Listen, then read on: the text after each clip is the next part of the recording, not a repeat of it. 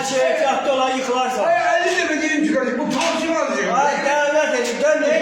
Bir doldurursun bir ağzına kimiyle kaça. Öyle bir şey.